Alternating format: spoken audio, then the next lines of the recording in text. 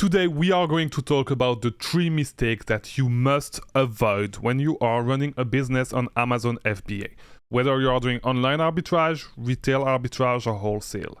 Right? Some of the mistakes you cannot make them when you are doing private labeling, but we are mainly focused on those 3 business models.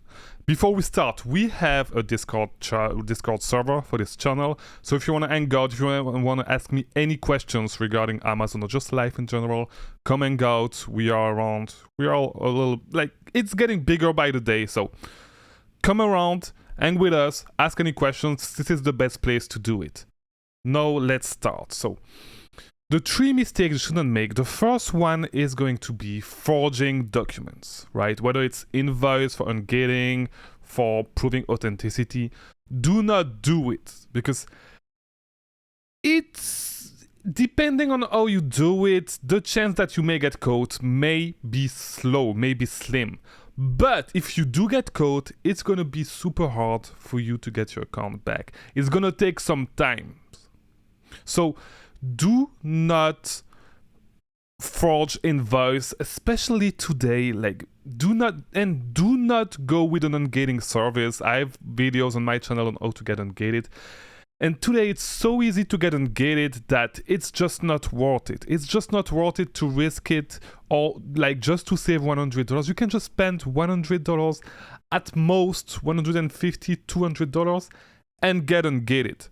There's no need to try to cut corners, to cheat, to do all this. You can get ungated super easily. Like, it's easy to find a website where you can get an invoice, and if not, worst case scenario, just use the Amazon to Amazon method. I talk about that method in my video on how to get ungated for any brand. I will make in the future a video specifically on the Amazon to Amazon method, but in the meantime, you can check this video. You'll find it on my channel, or just type on the search bar Chris Mangunza, how to get ungated on Amazon, or whatever. You will find it, right? That was the first mistake. The second mistake is going to be not taking care of your account health. So when you see alerts on your account health, it's pretty easy to just ignore it and hoping that nothing is gonna happen. If you do not take care of them, bad things are going to happen. You are gonna get suspended. It's gonna be a headache. You are gonna lose money. So once if you get a policy violation, just take care of it as soon as possible, right? The most common is going to be IP alerts, intellectual properties complaints. So the best thing to take care of them, if you do have some on your account, if you do have one, is just first to do the work at the beginning, just to not get them at first. It's super easy to avoid. It's easier if you do online arbitrage. If you do retail arbitrage, it's going to be a little bit more difficult, but if you do online arbitrage, just get IP alerts, the Google Chrome extension. It's like $200 for a lifetime license. If not, you can just spend $99 for 1 year, but just get the lifetime license. You're going to use it every single day. And what it does is, whenever you get a product from a brand, like whenever you open a listing from a brand that usually complains, that usually do IP alerts, you will have a pop-up, and you will just not miss it. You will know that you should not get this product because you're going to potentially get an IP alert, right? So the best thing is to do that. But it's gonna happen sometimes that some brands are not reported on IP alerts. So what you're gonna do is pretty easy, right? So you will have the email address of the brand owner. You are going to contact them, promise them that you are not going to sell the product anymore in the future, and ask them, like, you will say, I will remove the listing. Just say that you will remove the listing, you will delete the listing, you will not sell the brand in the future, and ask for them to remove the IP alerts. 95% of the time they are going to do it. If they don't do it, like, keep asking, but like, do not worry about it. If you have one IP alert, it's fine. It's going to disappear in a few months. All right, so just try to not get them. If you have one, it's not the end of the world. Take care of it as soon as possible, because you never know, things could get crazy and you may get a few one after the other and get your account suspended. You do not want that. Take care of it as soon as possible, and you will not have any problem. Now, if you do retail arbitrage, you could just, I don't know if IP alert has an iPhone app or an Android app, but what you can, like, just stay away from brands like Lucetta. Lucetta products looks great. They have great return on investment. If you look at Ross, if you look at TJ Maxx, at Marshalls, I believe they sell them too. Just stay away from this brand. Another brand, like, it's a lot of cosmetic brands that do this, that does IP alerts. So yeah, Lucetta is one. Fekkai is another one. Stay away from Fekkai. FEKKAI, I believe. And just pay attention with cosmetic brands. Like, really pay attention. There's another one like VitaFix, no, Elastilift, something like that. I know that those brands do IP alerts. So stay away from them. Another one that I want to add, if you do online arbitrage, is MyProtein. So MyProtein, it does not report when you open a listing. It does not report like they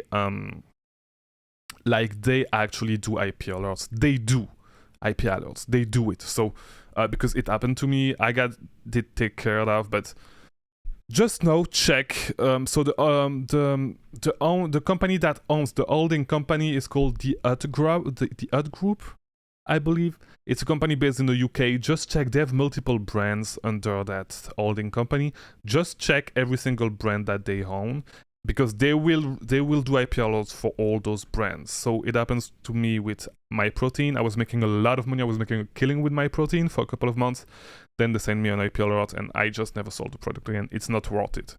There's a lot of products you can make money on that do not report, like that doesn't care. Just do not sell those brands. It's going to be a headache, right? So that was the second thing. The third thing and last thing, the last mistake you must avoid is dropshipping. Do not do dropshipping on Amazon. Like, there's so many ways to make money on Amazon. There's no point in doing dropshipping on Amazon. Do not try to sell product from Walmart on Amazon. You're gonna get caught. Dropshipping is not allowed. I mean, it's not true. Dropshipping is allowed to a certain extent, not in this way. The way you want to do it, like the way you want to do dropshipping, is more than likely not allowed. It's only allowed when you work with a supplier. If you are really doing a wholesale, it's legit, and your supplier is doing the dropshipping for you. So it does not work with if you do it from Walmart, if you do it from whatever. It's not gonna work. You're gonna get complaints, you're gonna get caught, and you're gonna get your account suspended. Do not do it. It's not worth it.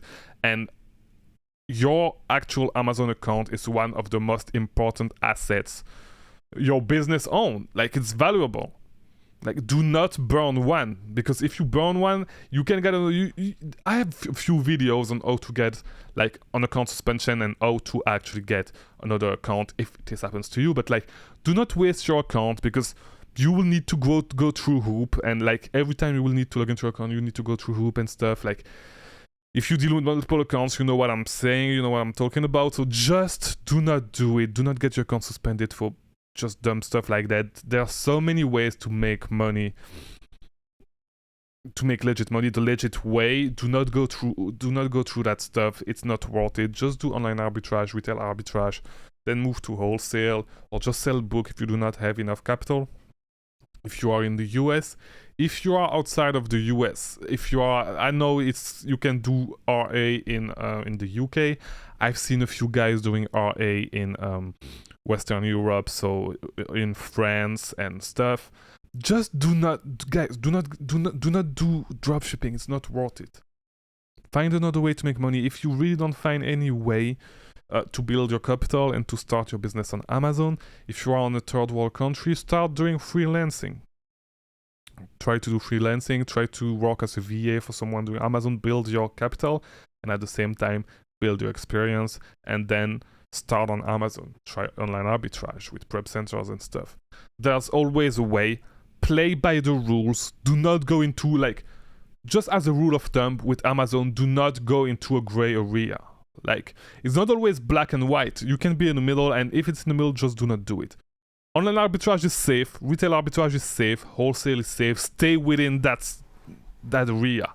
Do not do stuff that Amazon does not allow. You're gonna regret it in the future. All right. If you liked this video, leave a thumbs up, leave a comment. It helps a lot. By the way, since we have the Discord server, you guys don't even comment anymore on the channel. We only talk over there. Leave comments here because it's helpful. Please. Leave comments here, and we can still talk in the Discord channel, in the Discord server, but leave comments here, guys. It's helpful for the algorithm and stuff. So I hope you like this video. Leave a like. I'll see you on Discord if you want to hang out. If you have any questions, remember, we talk over there. Check out these other videos. I did not work on that. I don't know which one is going to recommend you. I'll see you tomorrow. New video every day at 3 p.m.